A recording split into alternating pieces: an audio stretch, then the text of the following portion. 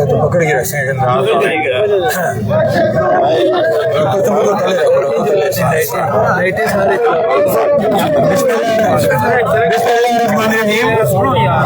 लाइटें जला दे मोबाइल आंखों पर लगेगी ना। ठीक है, बिस्मिल्लाहिर्रहमानिर्रहीम। ये आज हमने यहाँ पे सिर्फ ब्रीफिंग यहाँ पे देनी थी कल का जो जम्मू कश्मीर ज्वाइंट अवामी एक्शन कमेटी का और हमारे जो पाकिस्तान से आए हुए हमारे वज़ीर अमूर कश्मीर और अमीर मुकाम साहब और तारिक फजल चौधरी साहब उनके साथ जो जम्मू कश्मीर ज्वाइंट अवामी एक्शन कमेटी के जो एक तयन करदा एक कमेटी थी, जो मुज़ाकराती कमेटी थी 9 अरकान पे मुश्तमिल, उस हवाले से ब्रीफिंग देनी थी। क्योंकि रात बहुत देर तक हमारे मुज़ाकरात होते रहे और देर होने की वजह से कुछ चीज़ें हमारी रह गई थी कि जो हम आवाम तक शेयर न कर सके। और दूसरी बात यह थी कि जब हमने सुबह 4 साढ़े 4 के करीब मैंने और उमर नज़ीर कश्मीरी साहब ने जब अपना मौक़िफ़ दिया इस मुज़ाकरात के बाद, तो उसके बाद हमारे जो काबिल एहतराम मेहमान हमारे आए हुए थे उनका मौक़िफ़ सामने आया। तो फिर भी कुछ चीज़ें ऐसी बन चुकी थी कि जिनका जवाब देना ज़रूरी बनता था। तो मैं अपनी प्रेस ब्रीफिंग के ऊपर आऊँगा कि जो सवालात मेरे काबिल एहतराम मिनिस्टर साहिबान की प्रेस ब्रीफिंग के बाद बनते थे, मैंने वो देने थे। तो जो आपने देखा कि उन्होंने अपनी प्रेस ब्रीफिंग जो की है उसके अंदर वो ये बात जिस चीज़ का वो खुद इकरार करते हैं, मैं उन्हीं के नाम से वो बात करूँगा कि अमीर मुकाम साहब और तारिक फजल चौधरी साहब वो ये कहते हैं कि हम आपका ये जो एहतजाज था रियासत के अंदर, इसको देखते हुए वज़ीर आज़म पाकिस्तान शहबाज शरीफ साहब जो मुल्क से बाहर थे, उन्होंने इसका लिया, क्या कहते हैं, इस पे एक्शन लिया और फौरी तौर पे हमारी जिम्मेदारी लगाई कि आप कश्मीर में जाएं और वहाँ पे जाके जम्मू कश्मीर ज्वाइंट अवामी एक्शन कमेटी के लोगों के साथ बैठ के इन मसाइल को हल करें। रियासत के अंदर अगर इसको हटा भी देने जरूरत, रियासत के अंदर जो अनरेस्ट की पोजीशन है उसको ठीक किया जाए। ये मौक़िफ़ मेरे उन दोनों काबिल एहतराम जो वज़रा इकराम थे जो पाकिस्तान से आए थे, ये उनका था। हमने उनको ऑनर किया और हम बजरिया इस वक्त प्रेस मैं एक दफ़ा फिर अपने काबिल एहतराम मिनिस्टर साहिबान का शुक्रिया अदा करता हूँ, वज़ीर आज़म पाकिस्तान का शुक्रिया अदा करता हूँ कि उन्होंने आज़ाद कश्मीर के अंदर कुछ मसाइल समझे कि आज़ाद कश्मीर के अंदर कुछ अनरेस्ट की पोजीशन है, लोग सड़कों के ऊपर है, 2.5 साल तकरीबन हो चुके हैं। उन्होंने इससे पहले भी जिम्मेदारी का मुजाहरा किया और आपको याद होगा कि सस्ती बिजली और सस्ता आटा जब 3 शोधा ने अपनी जानें भी कुर्बान की, तो उस वक्त भी हमें पाकिस्तान की तरफ से एक माकूल रकम मिली, जिसकी वजह से जाके आज लोग सस्ती बिजली और सस्ता आटा इस्तेमाल कर रहे हैं। हमें बिल्कुल क्लियर इस बात से निकलना है, क्योंकि हमारा ये कोई सियासी प्लेटफॉर्म नहीं है। जो हुकूमत होगी, जो वज़ीर आज़म होगा, वो अच्छा काम करेगा, हम उसका शुक्रिया अदा करेंगे। जो गलत बात करेगा हम उसको उसी तरह का जवाब देंगे। और ऐसे लोगों को आज तक उनके कहे हुए सवाल का उसी लेवल का जवाब भी मिलता आ रहा है। जिसने अच्छी बात की आज बड़े मजमे में हमने उसका शुक्रिया भी अदा किया, इसमें कोई अमर माने नहीं है, क्योंकि जम्मू कश्मीर ज्वाइंट अवामी एक्शन कमेटी के प्लेटफॉर्म जो है ये गैर सियासी प्लेटफॉर्म है और ये आवाम की फलाह बहबूद का प्लेटफॉर्म है। आवाम की फलाह बहबूद के लिए जो हुकूमत, जो शख्स, जो वज़ीर आज़म अच्छी बात करेगा, हम उसका शुक्रिया अदा करेंगे। लाइट लगाए इधर, लाइट लगा दे, लाइट मालूम सोहेल तू लगा देना इधर लाइट। सोहेल आप ये पकड़ ले, ये देखो उस तरफ पकड़ के। थोड़ी सी जो बात करना चाहूँगा कि सोशल मीडिया पे ये कहा जा रहा है जी कि एक्शन कमेटी वालों ने हठधर्मी का मुजाहरा किया और तकरीबन 36 पॉइंट उनके हाल हो चुके थे और 2 पॉइंट की वजह से उन्होंने जो है जी वो वहाँ पे डेडलॉक कर दिया।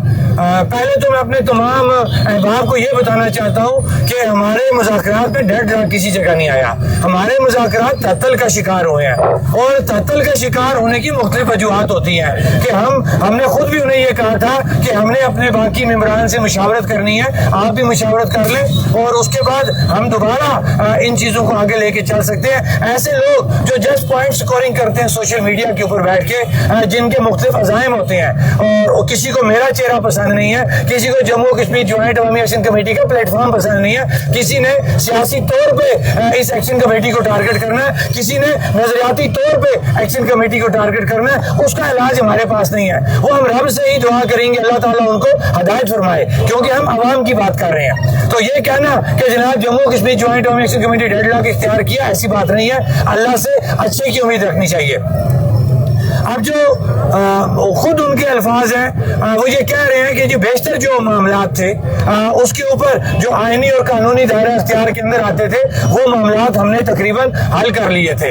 ये मैं उनके जुमले पढ़ रहा हूँ अपने मज़ज़ गुज़रा के, लेकिन जो हमें उनकी बॉडी लैंग्वेज से अंदाज़ा हुआ कि वो यहाँ पे मामलात खाली इस काल को सेटल करने के लिए आए थे। उन्होंने खुद कई हमारे मुतालबात के ऊपर कहा कि इन चीज़ों का मैंडेट हमारे पास नहीं है। उन मुतालबात पे भी मैं बात करूंगा और कई चीज़ों पे उन्होंने खुद ये बात कही कि ये आपके रियासत की असम्बली के आईनी और कानूनी मामलात हैं। तो फिर ये बात कहना कि अगर वो ये बात कहते हैं कि जी हमारी तरफ से कोई डेडलॉक आया तो ये ज्यादती की बात होगी। जम्मू कश्मीर ज्वाइंट अवामी एक्शन कमेटी की तरफ से न इससे पहले डेडलॉक आया न आइंदा डेडलॉक आएगा, क्योंकि हम अवाम की बात लेके चल रहे हैं। अवाम ने हमें हमेशा मुज़ाकरात का मशवरा दिया और मुज़ाकरात से ही मामलात को हल किया जाता है।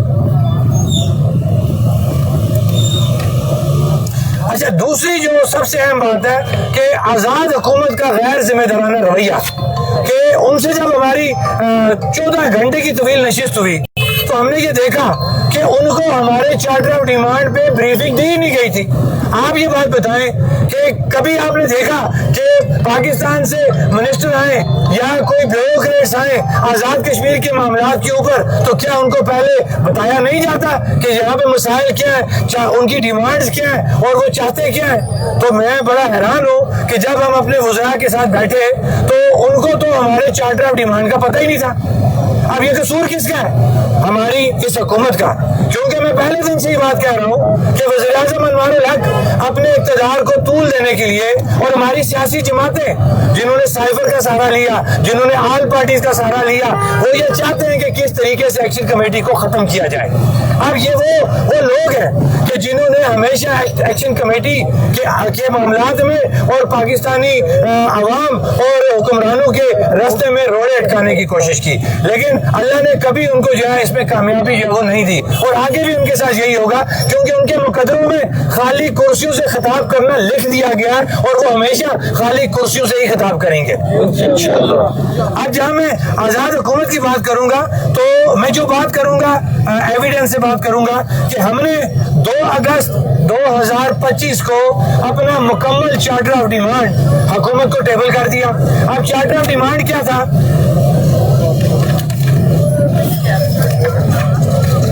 पकड़ेंगे जी इसको, ये मैं मीडिया को बताऊंगा कि ये एक सफा था चार्टर ऑफ डिमांड का, ये एक फ्रंट सफा था जिसके ऊपर हमने खिदमत जनाब वज़ीर-ए-आज़म आज़ाद हुकूमत रियासत जम्मू कश्मीर को एड्रेस किया था। पूरा पिछला तसलसल लिखा था कि ये तहरीक कब से स्टार्ट है और आपकी हुकूमत ने कहाँ कहाँ पे हमसे वादा खिलाफियाँ की। इसके बाद इसके 2 सफात ये थे, ये देख लें जिसके ऊपर 38 आपको ये नजर आ रहे हैं, ये देख लें, मैं हर चीज सबूत से करूंगा। फिर इसी, क्योंकि 8 सफात मेरे पास फाइल में मौजूद हैं, इसी के नीचे मैं वो जुमला पढ़ूंगा तो मैंने मुझे देना जी। इसी के नीचे ये लिखा गया कि नोट, इस लेटर के हमरा 2 सफात पर मुश्तमिल चार्टर ऑफ डिमांड पेश खिदमत है। ये इसको बुलेट्स कहते हैं। जो मेन इसकी तफसील थी वो अलग 8 सफ़ों में मौजूद थी, जिसके हवाले से हमने ये लिखा है। दोबारा रिपीट करता हूँ क्योंकि ये बड़ा बेसिक पॉइंट है। नोट, इस लेटर के हमरा 2 सफ़ात पर मुश्तमिल चार्टर ऑफ डिमांड पेश खिदमत है, जिसकी तफसील दीगर 8 सफ़ात पर मुश्तमिल है जो हमरा अरसाल किए जा रहे हैं। अब साबित क्या हो गया कि 8 सफ़ात तफसील के साथ, 2 सफ़ात जिनमें हमने सिर्फ टाइटल दिए, बुलेट्स जिसको कहते हैं, और 1 सफ़ा जिसके अंदर हमने इस हुकूमत के साथ जो 2.5 साल इन्होंने हमारे साथ झूठ पे मबनी जो वादे किए वो तफसील थी। ये रखें वो दूसरा सबक।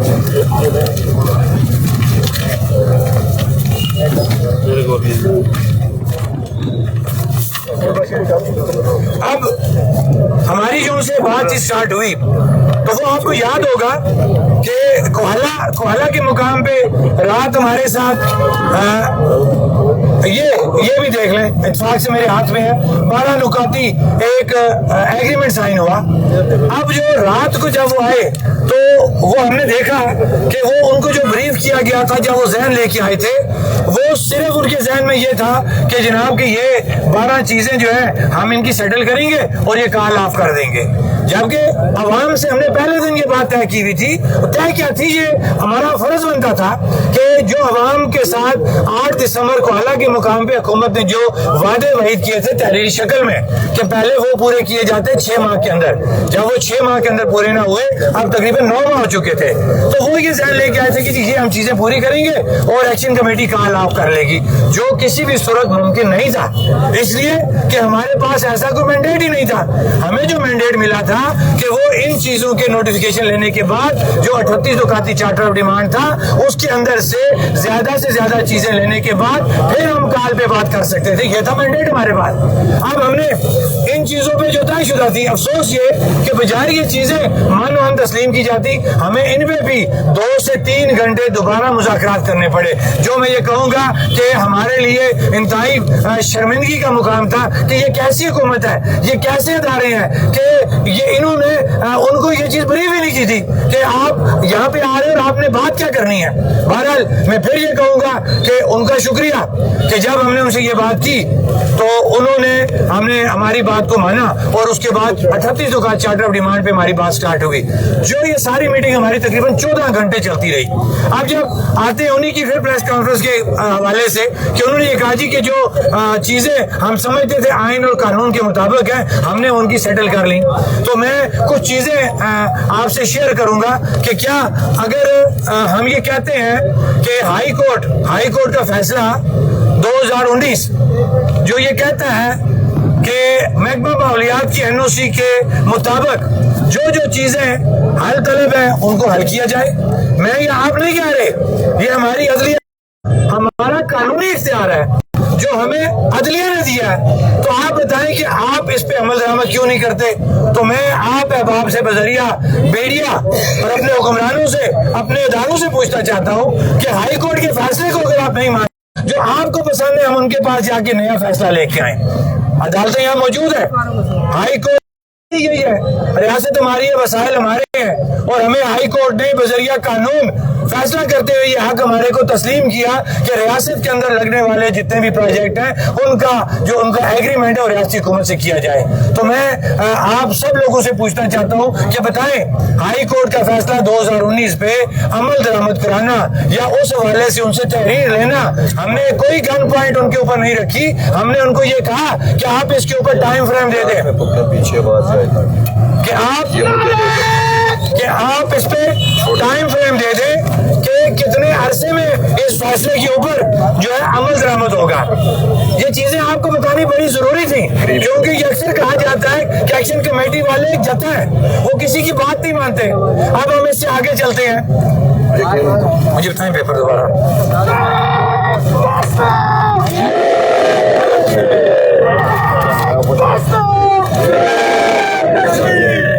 बस अब मुझे एक बात बताएं, हम ये इन्हें कहते हैं कि अशराफिया की मराहत का खात्मा किया जाए, जो खुद 13 मई 2024 को हुकूमत ने एक नोटिफिकेशन जारी किया उसके मुताबिक, लेकिन उस पर कोई अमल दरामद नहीं। ये डिले किस वजह से हो रहा था कि हमारी ये डिस्कशन थी कि ये खुद नोटिफिकेशन आपने जारी किया था, इस पर अमल दरामद नहीं हुआ, लिहाजा आपको ये क्लियर करना पड़ेगा कि अशराफिया की मुराद जो है वो किस तरीके से खत्म होंगी। फिर हमारे सीनियर तरीन सियासी कायद हैं जो, उन्होंने एक जलसे में कहा जनाब कि एक्शन कमेटी के पारे चलते हैं कि अगर वो सबका नाम ले, तो हमने तो तहरीरी तौर पर ये बात कही थी कि अशराफिया मुराद हमारे हुक्मरान, हमारी अदलिया, हमारे ब्यूरोक्रेट्स, मैंने ऑन रिकॉर्ड ये बात कह दी है हमें। और हमारा ये बयानिया था कि रियासत छोटी सी है, आप इसकी मिसालें ना जोड़े सहूलियात हासिल करने के लिए पाकिस्तान के साथ। छोटी सी रियासत है, इसकी आबादी, इसके वसाइल और वर्क डन को सामने रखते हुए इन चीजों को सेटल किया जाए। हमने किसी जगह पे हरदर्मी की बात नहीं की, हमने कहा रियासत हमारी है, रियासत के अंदर ये अदारे होने चाहिए, लेकिन रियासत के हुजूम के मुताबिक इनको इनकी जो है वो चीजें दी जाए। अब इसी तरह हमने इन्हें ये कहा कि जनाब आप ही के फैसला, अदालत के फैसला के मुताबिक रियासत भर में 1330 सीसी गाड़ियां लगाई जाए, तो बताएं कौन सी ये गलत बात है। इसके बाद हमने इन्हें ये कहा कि ये बताएं कि ये हमारे वुज़रा, साबिक वुज़रा आज़म, साबिक सदूर किस खाते में पेंशन और मराहत लेते हैं, इनका खात्मा किया जाए, कौन सी ये गलत बात है। इससे आगे चलते हैं, हमने ये कहा कि छोटी सी रियासत है, आपने यहाँ पे सेक्रेटरी जो है ना, सेक्रेटरियों की लाइन लगा दी हुई है, 30 से 40 आपने सेक्रेटरी बना दिए हुए हैं, और जब ये 30 से 40 आप सेक्रेटरी बनाते हैं तो इतने महकमे आपको खोलने पड़ते हैं, जबकि 80 और 90 की दहाई में एक एक सेक्रेटरी के पास 5-5 महकमे थे, निजाम चल रहा था। आपने अदारे एक काम करने के लिए 4-4, 5-5 अदारे बना दिए। हमारा ये मुतालबा है कि इन अदारों को डाउन साइजिंग की जाए, इनको एक अदारे के अंदर जाम किया जाए। मिसाल के तौर पे हम बात करते हैं पाकिस्तान के अंदर, आपने देखा होगा कि एहतसाब का अदारा और दूसरा एंटी करप्शन का अदारा है। एहतसाब का जो अदारा है वो वफाक के अंडर है, जो एंटी करप्शन का अदारा है वो सूबाई चैप्टर है। यहाँ पे क्या है कि वहां तो चले 2 सेटअप नजर आते हैं, जहाँ पे एक ही हुकूमत में दोबारा इस तरह के अदारे मौजूद है, एहतसाब भी मौजूद है, एंटी करप्शन भी मौजूद है। इन सब का काम है कि इनको इकट्ठे किया जाए, ये हमारा मुतालबा है। ऊपर स्पीकर ऊपर करें, ये जोड़ के इसको ऊपर रखते हैं। हेलो हेलो, इसको जोड़ के बोलना पड़ेगा, क्योंकि मैं ये जोड़ के बोलेंगे, जोड़ के मुंह के साथ। मैं कुछ चीजें जो है ना जिसपे बड़ी तकलीफ होती है, और मैं अपने उन साहिबान का आपको बताऊंगा हाल कि हमने जब मुतालबा किया कि ये 12 सीटें खत्म की जाएं, ये अवाम का मुतालबा है, तो उसके ऊपर जवाब मिला कि जनाब ये आपकी असेंबली से मुतल्लिका मामला है, ये हमारा मैंडेट नहीं है। मैंने उनसे खुली तफसीलन ये बात की और उनको ये बताया कि इन सीटों की वजह से मेरिट का जो है कत्लेआम होता है, इन सीटों की वजह से हमारे पैसों के क्या जो है वो नुकसान होता है, इन्हीं सीटों की वजह से हमारी जो 12 सीटें हैं हमारा सियासी अदम इस्तेकाम होता है। और सबसे बढ़ के मैंने कहा कि आप इस गंदे निज़ाम को डिफेंड किस तरह करेंगे। मैंने उनको वो सही साहब हो रहा है, पेपर होगा FIA जो पाकिस्तान का अदारा है उसकी एक रिपोर्ट है, ये पकड़ेंगी जरा,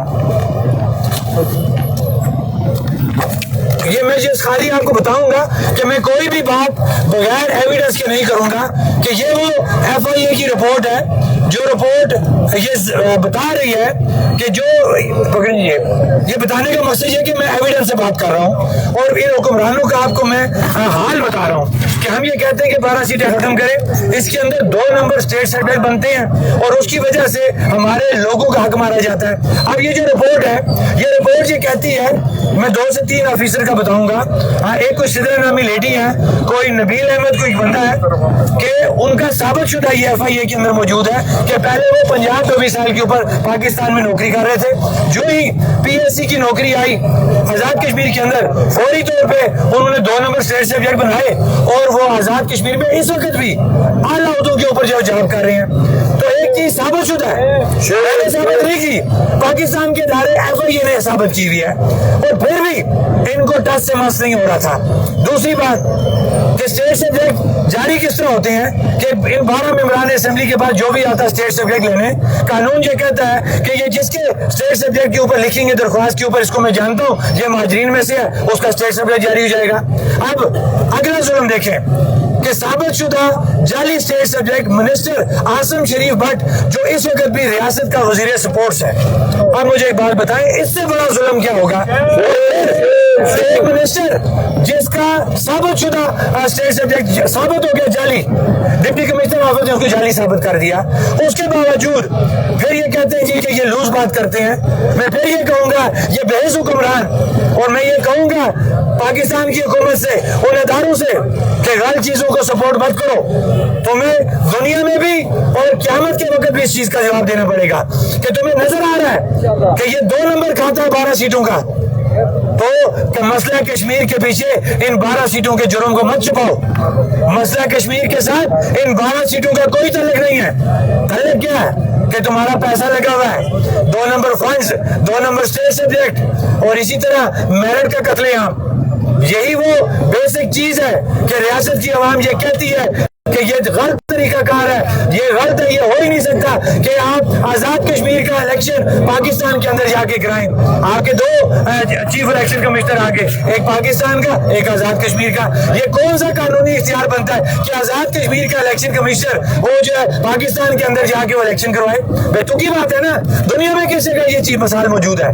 कौन सा इनका इन 12 सीटों के ऊपर ऐसा कोई मौक़िफ़ है कि जो हमारे या आवाम के इस मौक़िफ़ को जो मैंने आपके सामने पेश किया उसको रिजेक्ट कर सके?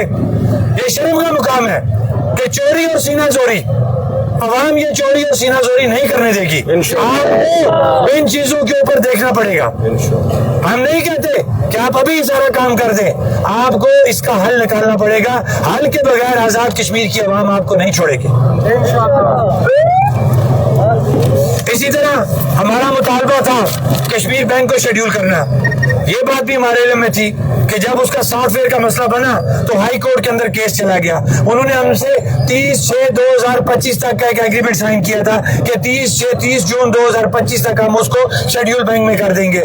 लेकिन जाहिर बात है केस हुआ, जहां पे मार्जिन बनता है हमने पहले भी मार्जिन दिया, हम आगे भी मार्जिन देने को तैयार है कि हमें नजर आ रहा है कि उनका सॉफ्टवेयर परचेज हो गया है, उस पर काम हो रहा है, और बकौल उनके कि उन्होंने उसकी जो होती है अपना इक्विटी, उन्होंने इक्विटी भी उसकी पूरी कर ली हुई है। अब जिस दिन आपका सॉफ्टवेयर काम करना शुरू कर देगा, आपको आई बैन नंबर अलर्ट हो जाएगा, तो फौरी तौर पे वो कश्मीर बैंक शेड्यूल बैंक में आ जाएगा। हमने कब आपके गन पॉइंट पे कहा कि आप अभी हमें कश्मीर बैंक को शेड्यूल बैंक करके दें?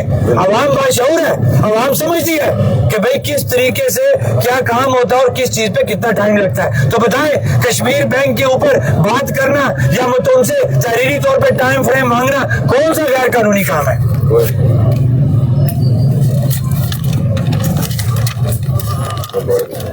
अब हम जब इनसे बात करते हैं हक मलकियत हक हुक्मरानी की, वो आपको समझ लग गई नहीं? हाई कोर्ट का फैसला 2019, ये हम नहीं कह रहे, अदलिया ने हमें इख्तियार दिया इसका।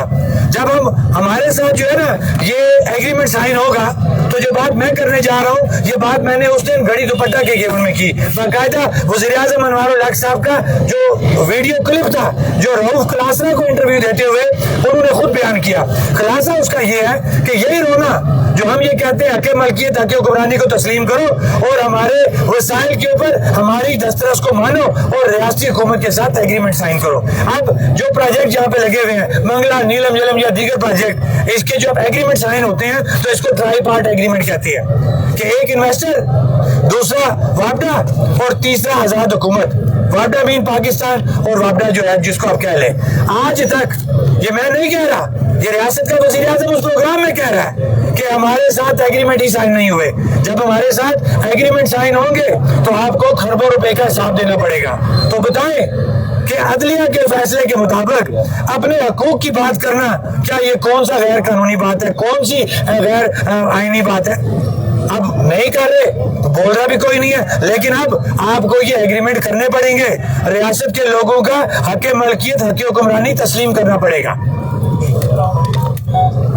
इसी तरह जब हम मंगला की बात करते हैं कि प्रोजेक्ट लगा, अप्रेजिंग हुई, तो आपने मंगला के अंदर जो जैली कुंभा जात है मिसाल के तौर पे new town city Mirpur, new town Islamgarh, new town Chaksawari, new town Dudial के ज़ैली कुंभाजात का जो मामला है, ऑलरेडी आपने एक एग्रीमेंट साइन किया उनके साथ, लोगों को वहां से घर बार छोड़ना पड़ा और उनको मुतबादिल जगह पे एडजस्ट करने के लिए आपने उनको जो है ये ज़ैली कुंभाजात जो न्यू सिटी बनाई है उसका आपने उनसे वादा किया। तो आज हम जब ये कहते हैं मीरपुर के हमारे लोग, इन इलाकों के लोग जब ये डिमांड कर रहे हैं कि हस्बे वादा जो कमिटमेंट की है हम लोगों को अकोमोडेट किया जाए, तो कौन सा ये गैर कानूनी या गैर आईनी काम है? इसी तरह जब हम ये कहते हैं कि मीरपुर के अंदर जब मंगला अप्रेजिंग हुई, ये सारी चीजें वहां पे हुई हुई हैं, 2003 में मंगला अप्रेजिंग हुई है और जो इतना अर्सा पूरा नहीं हुआ था, जम्मू कश्मीर ज्वाइंट अवामी एक्शन कमेटी के चार्टर ऑफ डिमांड में जब उसको रखा गया उस पर काम लगा हुआ है। हमें नजर आता है कि इस सीजन में पानी जो है वो इतना चढ़ जाता है कि वहां पे काम नहीं हो सकता।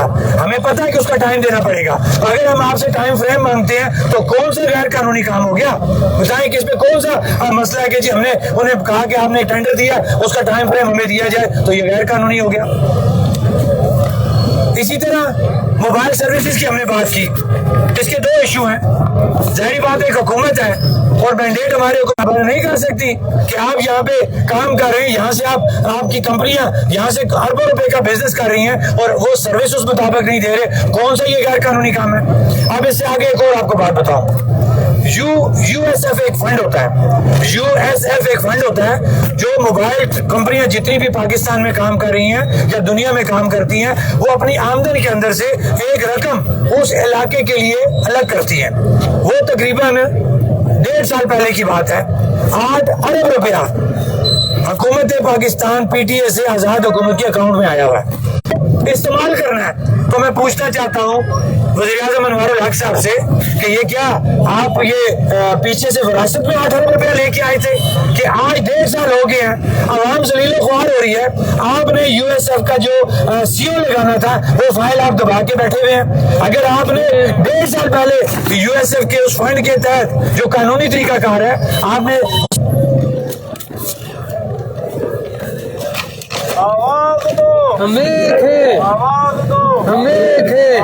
प्रॉपर्टी टैक्स के हवाले से आपको इनकी चीटिंग बताऊंगा कि जब हमने प्रॉपर्टी टैक्स के नोटिफिकेशन जारी कराया था तो उस वक्त इन्होंने कहा जी कि 15.5% हम कह रहे थे कि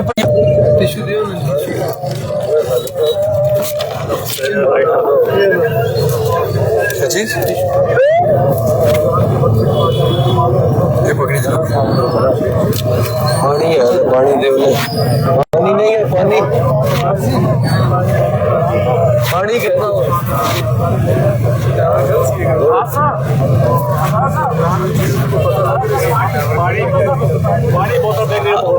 पेचूड़े अरे ठीक जा रहे हैं।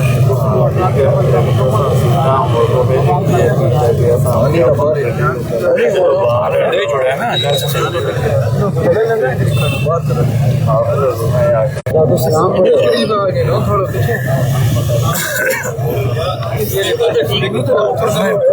वो ठंडा है ना,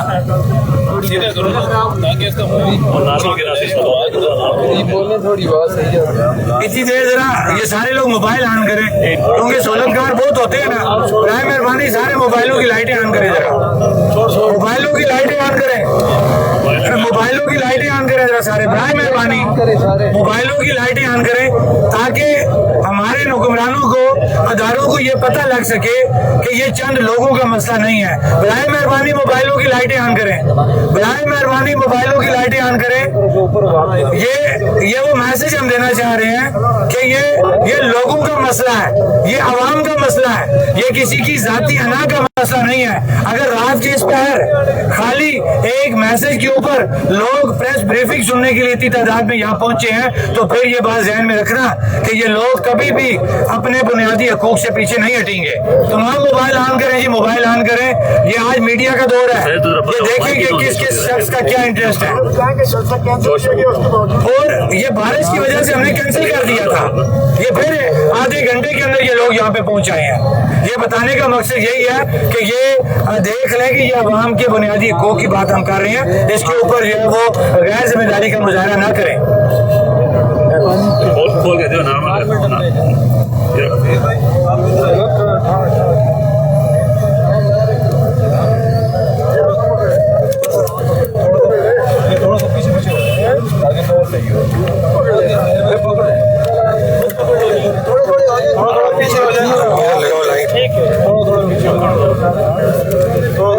सी आप जी पीछे से मैं लगाओ ना, आप इस पे रखें, ठीक है। अब प्रॉपर्टी टैक्स का क्या हुआ कि जब वो चीजें सामने आई तो फाइलर और नॉन फाइलर का मसला निकल आया और तकरीबन वो 16% से लेके 28% पे चला गया, बल्कि 16 नहीं 19% से 28% पे चला गया। तो क्या आपने जो कमिटमेंट हमसे की जब वो पूरी नहीं करेंगे तो क्या जब हम उसकी डिमांड करेंगे तो ये गैर कानूनी या गैर आईनी होगी? इसी तरह तलबा तंजीमों का मामला, आज तक वो उस पे कोई आगे पेशरफ नहीं कर सके। हमने क्या उनको से कोई वो गन पॉइंट पे कोई ये बात कर रही थी? हमारा ये मुतालबा था कि तलबा तंजीमों के इलेक्शन के हवाले से फिल फोर आप कोई डेट अनाउंस करें, उनका ज़ाब्ता इखलाक बनाए, नहीं हुआ अभी तक। क्या ये बात करनी को गैर कानूनी गैर आईनी है?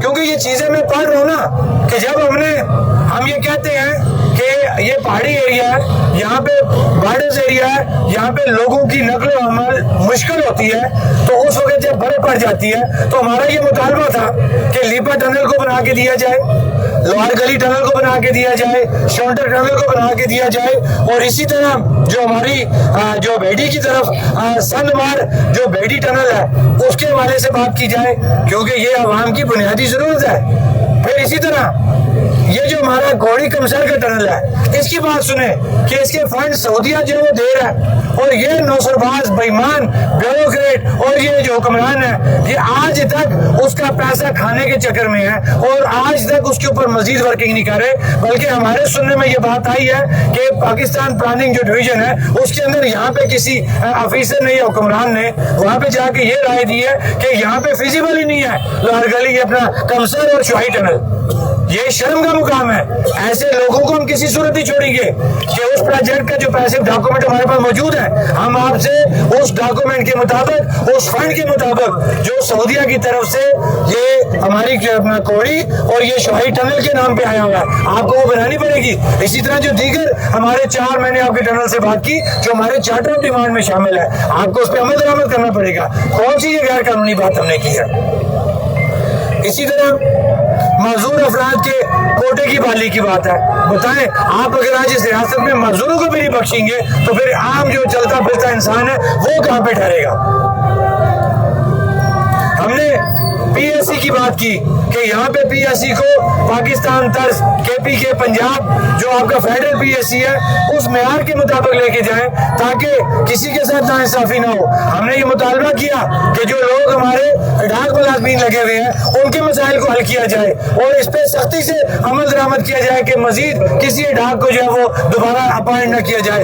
इसी तरह हमने 1 तक 15 ग्रेड एनटीएस का मुतालबा किया ताकि किसी की अख्तलफी ना हो। बताएं कौन सी इसके अंदर ऐसी गैर कानूनी बात है? हमने उनसे ये मुतालबा किया कि रियासत के अंदर इंसाफ की फराहमी हो। अदलिया अब कब पता ही नहीं लगता कि हमारे लोगों की दूसरी तीसरी नस्ल जो है वो खत्म हो जाती है और अदालतों के जो केसेस खत्म नहीं होते, आम गरीब को इंसाफ नहीं मिलता। थानों के कल्चर की हमने बात की कि थानों के अंदर रिफॉर्म्स लाई जाएं। कौन सी ये गैर कानूनी बात हो गई है?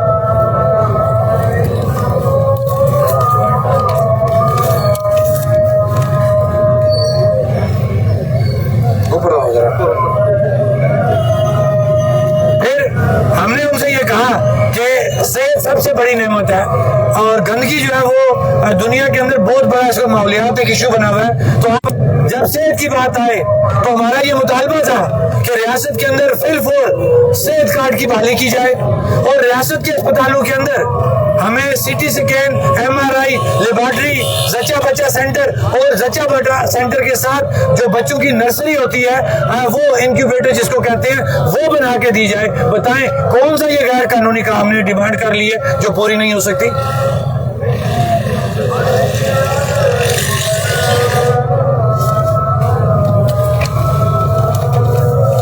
बस पूरी नहीं, अभी इसमें चीजें हैं। अब जो ये इसके अलावा 8 सफ़ात जो हमने बताए थे कि वो तो अभी उनको पढ़ने की फुर्सत नहीं मिली थी, क्योंकि हमारे हुक्मरानों ने उनको प्रॉपर ब्रीफ ही नहीं किया था। और वो भी जो हम देख रहे थे वो एग्जाम लेके आए हुए थे कि हमने ये जो 8 दिसंबर का मामला है वो सेटल करना और कहां लाफ हो जाएगी। ये वो बेसिक चीजें थी कि जिसकी वजह से हमारी और सुबह जो हमने अलामिया जारी किया, हमने किसी भी जगह पे जो डेडलॉक की बात नहीं की। हमारे मुज़ाकरात तब्दील का शिकार हुए हैं और इस वक्त ये तफसीलन बात करने का मकसद ये था कि हमने कोई इतने बड़े वो मामलात आपसे नहीं डिमांड कर लिए थे कि आप ये कहें जी वो काम कि हमारी जगह सही हो। अब इंडिया को हम क्यों डिस्कस करें, हमारा मसला है ही नहीं उसके साथ। हम अपने बुनियादी हकूक की बात कर रहे हैं और जिसके अंदर इससे पहले भी हुकूमत पाकिस्तान ने हमारी मदद की और अब भी हम हुकूमत पाकिस्तान से बात कर रहे हैं कि हमारे जो मसाइल है, जो 2.5 साल एक तहरीक है, जो 78 साल हमारा इस्तेसाल किया गया है, उसको खत्म करते हुए इस सियासी निज़ाम को ठीक किया जाए, अदारों को ठीक किया जाए ताकि अवाम का मेयार जिंदगी बेहतर हो सके। तो इंडिया वो एक अलग मुल्क है, हमारा असली दुश्मन है, उसका क्या बनता है कि वो यहाँ पे बैठ के वहां पे बैठ के चैनल्स पे हमें डिस्कस करे, यहाँ के हालात को डिस्कस करे। उसको हमारे मामलात में मुदाखलत करने की जरूरत नहीं है। हम बेहतर जानते हैं कि हमने 4 बजे अपनी प्रेस वो ब्रीफिंग दे रहे हैं छतर चौक के अंदर, तो उसके बाद उसके आधे घंटे के बाद जब ब्रीफिंग खत्म होती है तो पाकिस्तान से रेंजर्स और पुलिस की गाड़ियां लश्कर की सूरत में यहाँ पे आई। तो फिर ये सवालिया निशान बनता है कि ये अवाम पुरअमन अवाम है, पुरअमन एहतजाज कर रही है, अपने बुनियादी हकूक की बात कर रही है। हम किसी को मौका नहीं देना चाहते